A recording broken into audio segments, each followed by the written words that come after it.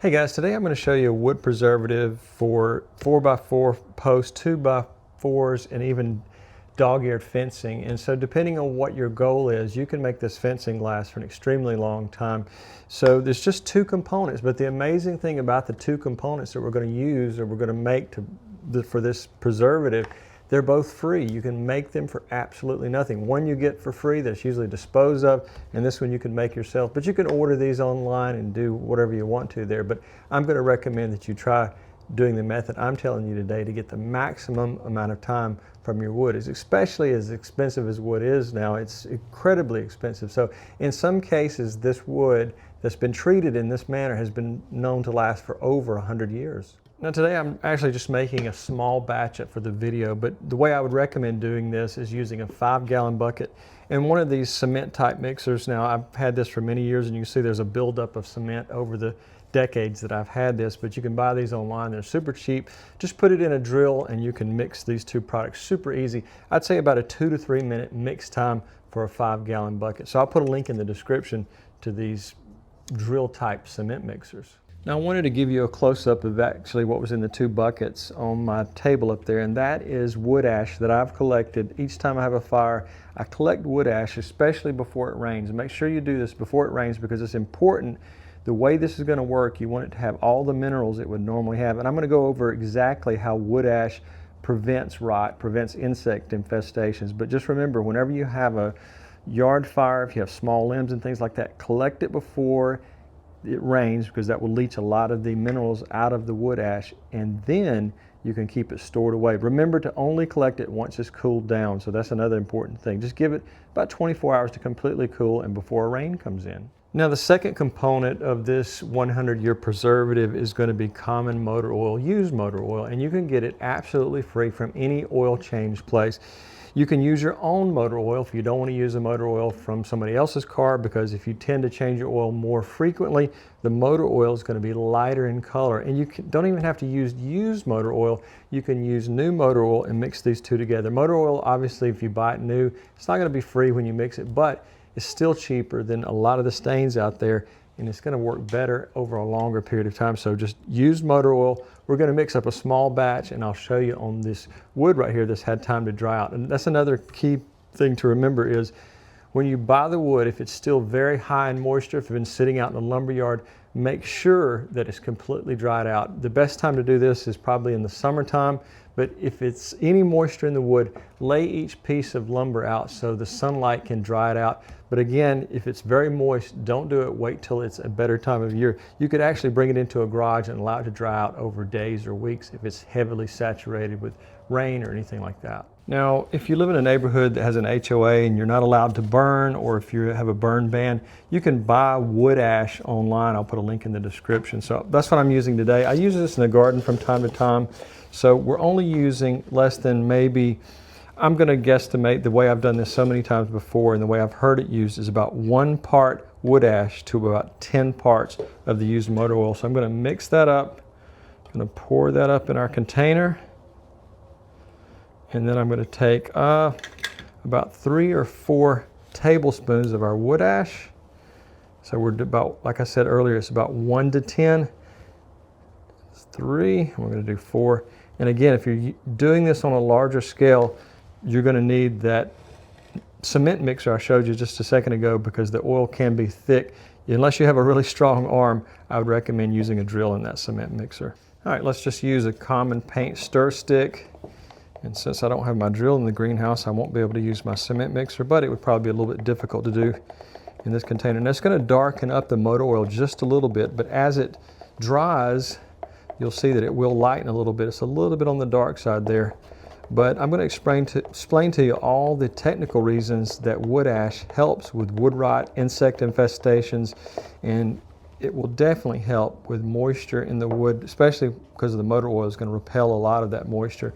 So just give it a stir for about 2 to 3 minutes if you're doing a very small batch on a small project. All right, so what I have here is a 2x4, a dog-eared piece of fencing, and a 4x4.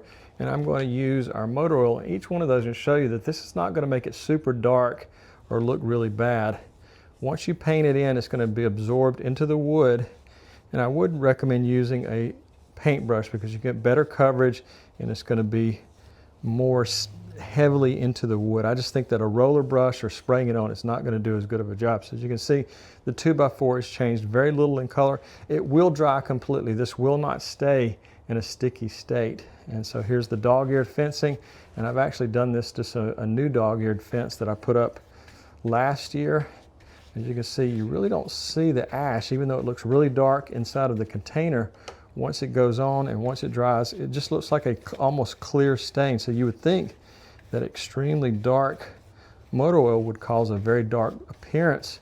But as you can see, it's more on the side of a clear. Now, if you're using motor oil that's very, very heavily used, maybe 7,000 or 8,000 miles between changes, you're probably going to see more of a dark color. But again, this motor oil was changed at about 3,000 miles. So let's do this fence post, and I'm going to talk just a second about fence post and why another method other than just painting them on. But if you just wanted to treat the entire fence post above the ground, you can just take your brush and paint them. And I know this takes a little bit of extra time, but I think the overall result will be quite a bit better, and you'll have better absorption into all three types of wood. But again, one of the key things is make sure that the wood has very low moisture content, that it hasn't been sitting out in the rain, or it hadn't just came from a sawmill where it has whatever they do to treat it. And you can do this on treated or untreated wood.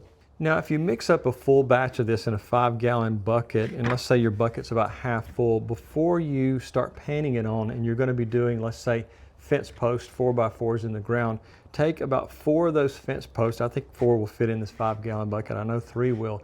And then that'll bring up the level of it, and let it sit in there for a couple of hours so it'll absorb it even better, because anytime you have wood to ground contact, or if you have fence post you're putting underground, that's going to need the most amount of treatment on this type of method. So just make sure that you do that, is that you treat it properly if it's going to come directly in contact with the ground. And your fence post and your decking legs or anything like that, that needs the heaviest treatment right at the ground level to wherever you have it underground. So you can mark it however deep the holes you're, depending on where you live. I know that some places you're required to dig your fence posts deeper because of the frost line and things like that. So just make sure that you mark it on there, and you can use a 7-gallon bucket that's even taller than this if a 5-gallon bucket is not as deep as your holes are going to be. Now, one of the things that the wood ash actually does, it creates a very high pH environment, and that's really going to help with any type of insects, wood rot, or anything like that. So just remember that there's some chemical reactions taking place in here that's really going to help. Now, there's another method that goes back even further than the motor oil, is taking linseed oil and ash and mixing those together and doing this exact same process. So that goes back even further. That's considered a very old folk method that probably goes back to before the automobile was even thought of. So those two components are great. I've heard that some of the linseed oils, especially boiled linseed oil, has a tendency to suddenly spontaneously burst into a flame. So again, I would be very careful. Read the directions, because that involves rags that have been soaked in the linseed oil, and that can be dangerous. So if you don't mind reapplying a product every 2 or 3 years, you can forego the motor oil, because a lot of people are kind of squeamish about using motor oil in a decking area. So you can just take 1 gallon of just ordinary water and then mixing in 2 to 4 cups of your wood ash. Now, I know that's a big variable, but it just depends on how strong you want to make it. And then just paint that directly on a decking area or somewhere that your skin's going to be in contact with it.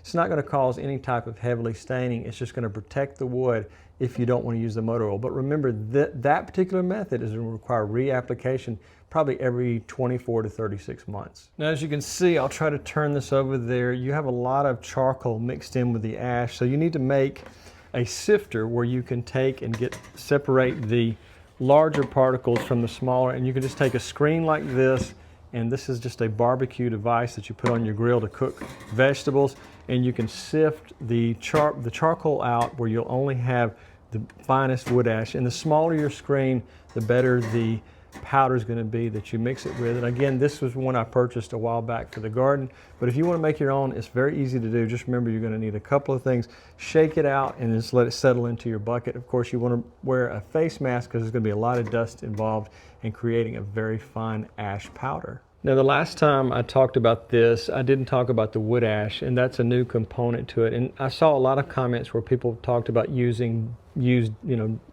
transmission fluid or even diesel fuel.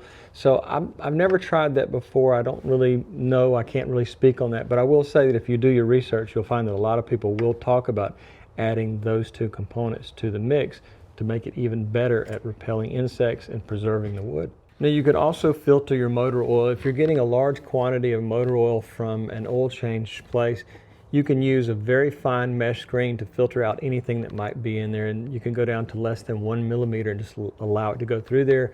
You could use old cloth and things like that to filter anything out that might be in the motor oil. So just remember, you can take those things out if you're worried about there being small pieces of metal mixed in with the motor oil. So guys, if you found this video helpful, I hope you'll give me a thumbs up or possibly subscribe to the channel. Take a look in the description. I also have a Patreon, so if you want to become a member, you can really help the channel grow.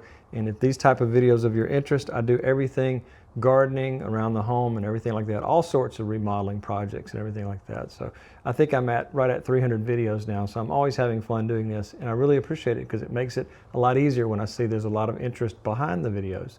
Guys, I really appreciate you watching, and have a great day.